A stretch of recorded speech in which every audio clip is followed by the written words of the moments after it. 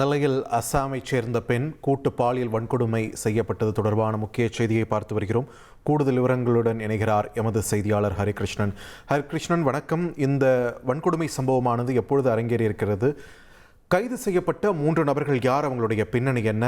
இந்த வழக்கின் முழு விவரத்தையும் பதிவு பண்ணுங்க. வணக்கம். அதாவது சிறைகுண்டம் அருகே அஸ்ஸாம் மாநிலத்தைச் சேர்ந்த பெண் கணவரின் கண்முன்னே கூட்டு பாலியல் பலாத்காரம் செய்யப்பட்ட சம்பவம் அந்த பகுதியில பெரும் பரபரப்பை ஏற்படுத்தியிருக்கு.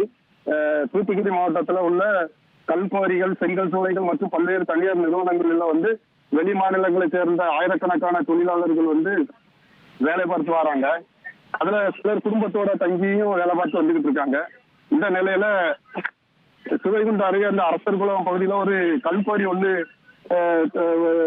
செயல்பட்டுக்கிட்டு வருது. அங்க 2 வாரங்களுக்கு முன்பு அஸ்ஸாம் மாநிலத்தை சேர்ந்த ஒரு தம்பதி வேலைக்கு வந்திருக்காங்க.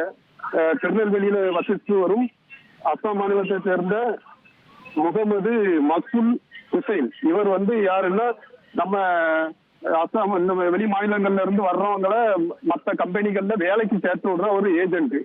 அவர் உரிமையாளர்களிடம் கமிஷன் தொகையை வாங்கி கொண்டு வேலைக்கு சேர்த்து விட்டுருக்காங்க. அதே மாதிரிதான் இவங்களையும் வேலைக்கு சேர்த்து விட்டுருக்காங்க.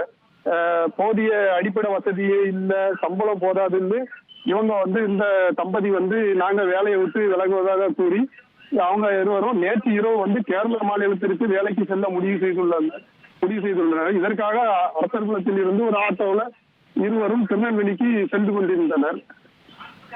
இந்த இதற்கிடையில அவர்களை செல்போன்ல தொடர்பு கொண்ட அந்த முகமது மக்புல் ஹுசைன், அதாவது அந்த ஏஜென்ட், இங்கேயே வேலை செய்யுமாறு மிரட்டியிருக்காரு. இது தொடர்பா பேச்சுவார்த்தை நடத்த வேண்டும் அப்படின்னு சொல்லி அவர் பைக்ல 2 இனம் சிறார்களை சிவந்திப்பட்டி பகுதியில, திருநெல்வேலி பகுதியில உள்ள சிவந்திப்பட்டி பகுதியில அந்த ஆட்டோ வருவதற்காக வெயிட் பண்ணிக்கிட்டு இருந்திருக்காரு.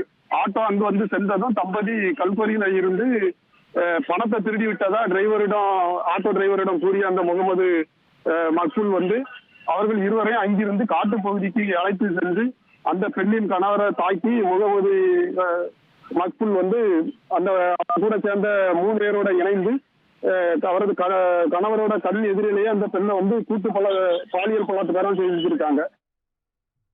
நன்றி ஹரிகிருஷ்ணன், உங்கள் விரிவான தகவல்களுக்கு. இனி செல்லும் இடமெல்லாம் செய்தி. தந்தை டிவியின் வாட்ஸ்அப் சேனலை ஃபாலோ பண்ணினா செல்ல இருக்கும் இடமெல்லாம் செய்தி.